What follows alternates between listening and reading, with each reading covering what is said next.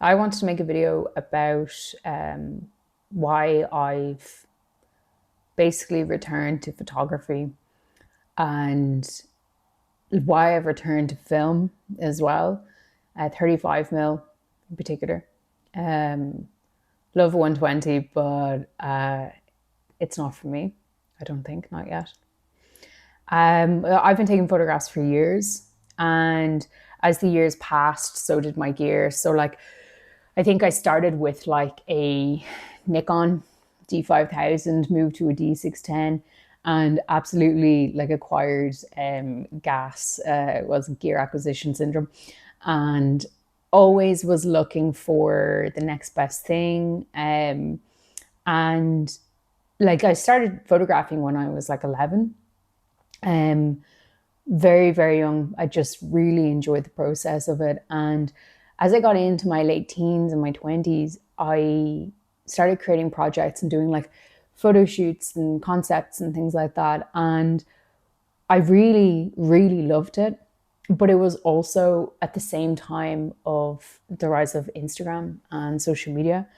And I feel like my style and the way that I took photographs actually deviated from like what my style actually is, because I was trying to like please the algorithm or like get validation from like my peers or yeah, like I feel like a lot of people did that because that was just the way Instagram was built, right? But um for me, it was really significant because I ended up putting myself in situations where I cared more about the validation than the actual craft of photography and the art of making images. And eventually, I ended up hating it, like completely hating it. I would do these photo shoots that felt extremely repetitive throughout my 20s.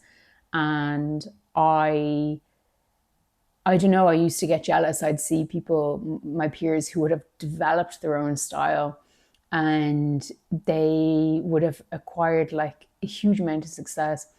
Now, it's not to say I didn't have any success. I was getting paid work.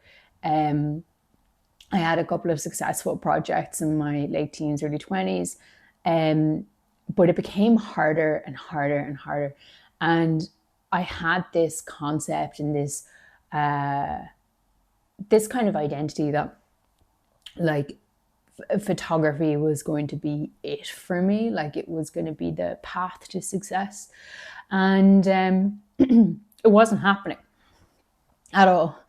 And I found it honestly like quite difficult because yeah, I also found at the same time photography became like more convenient. Like everyone is able to take some photographs with like an iPhone, and it is the easiest thing to do.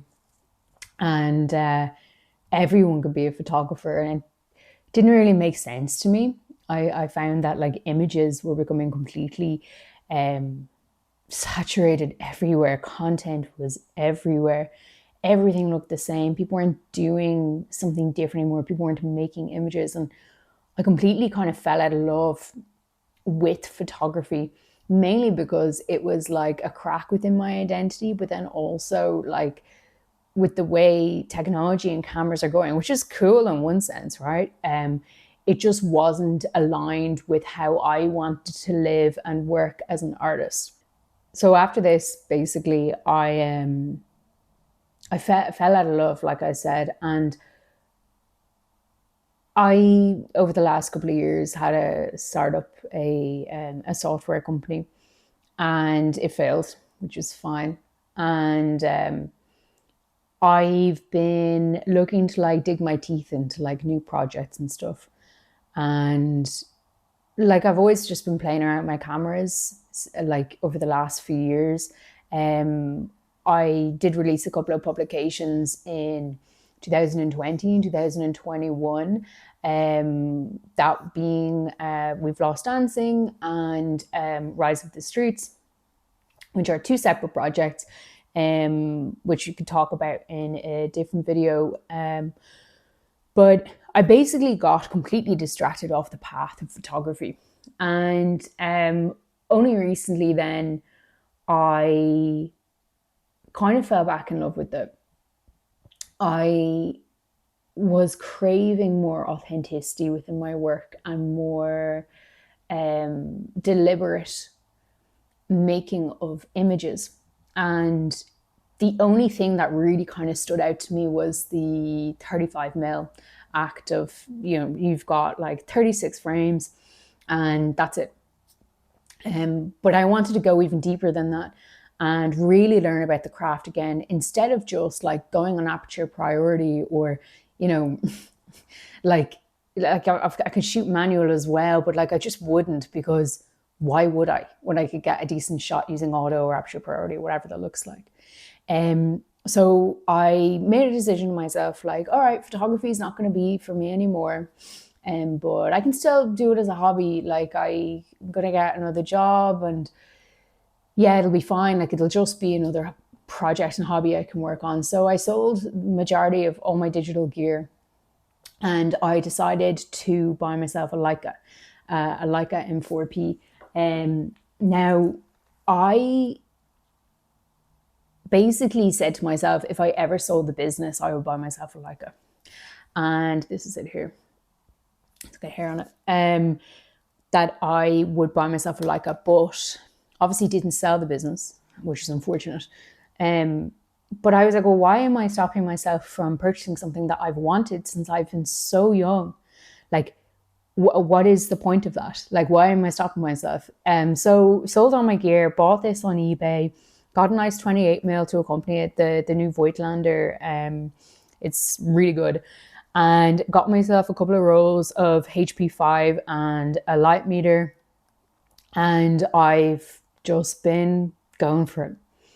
And it has been the most powerful and I want to say like returning to home feeling and experience that I have felt in years.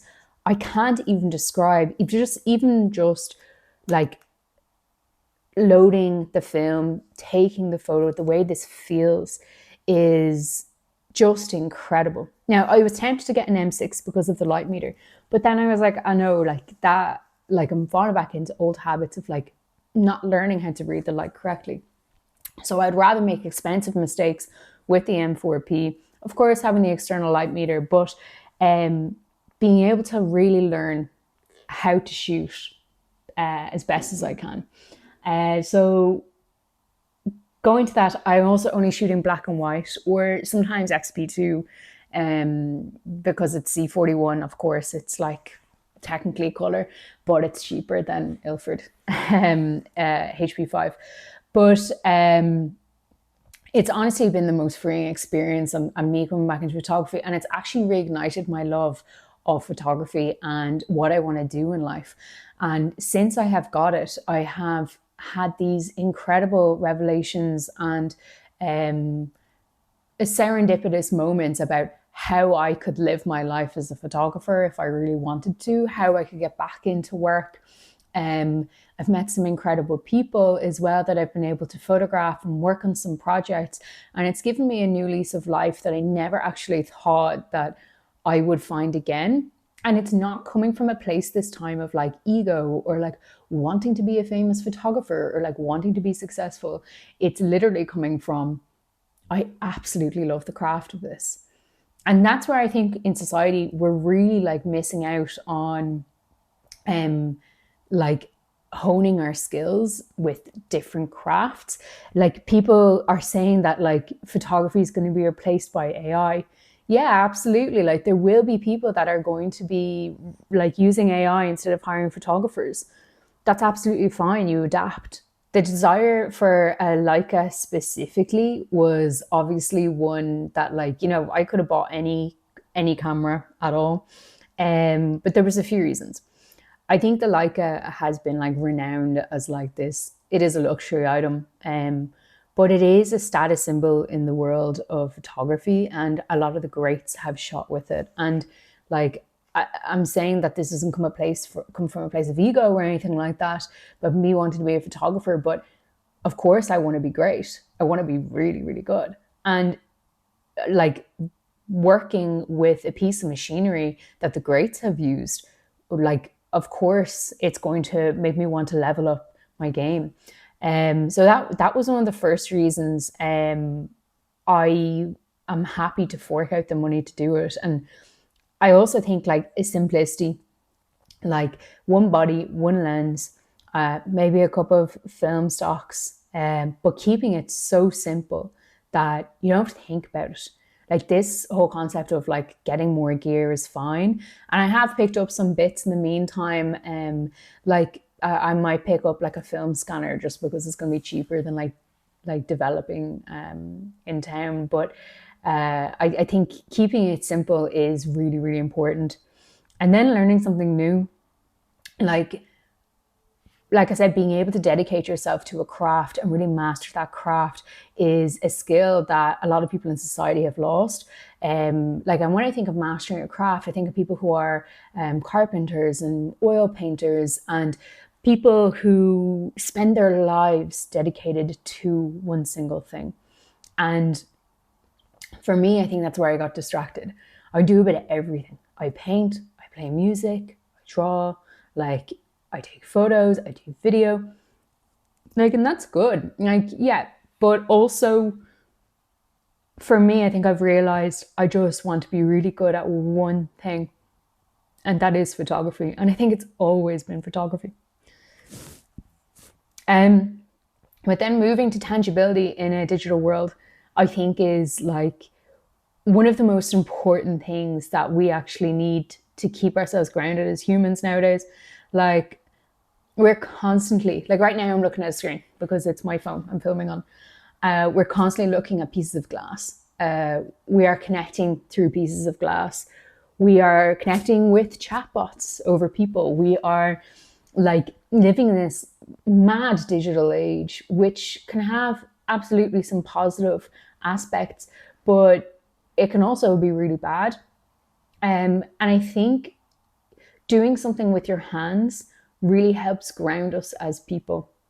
And there is something so magnificent.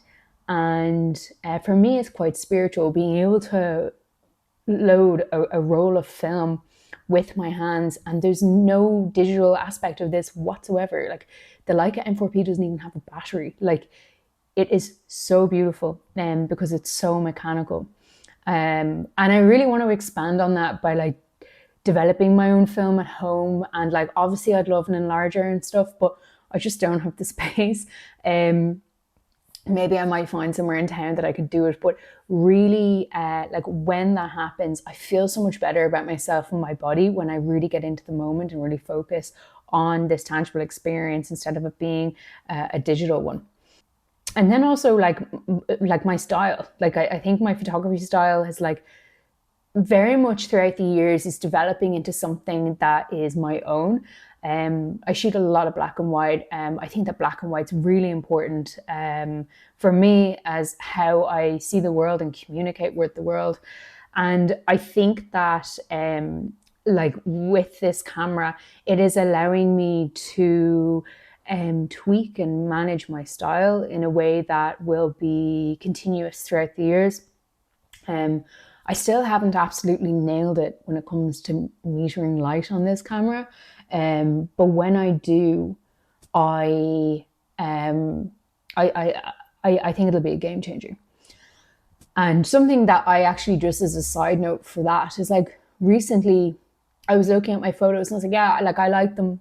They're not the best, but I like them. But something I really want is less sharpness.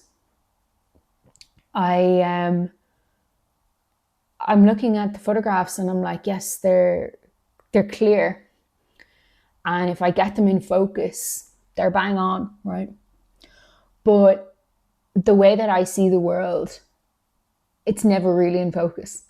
Not that I need glasses or anything like that, but how I express my work through mainly about memory and time and connection between people.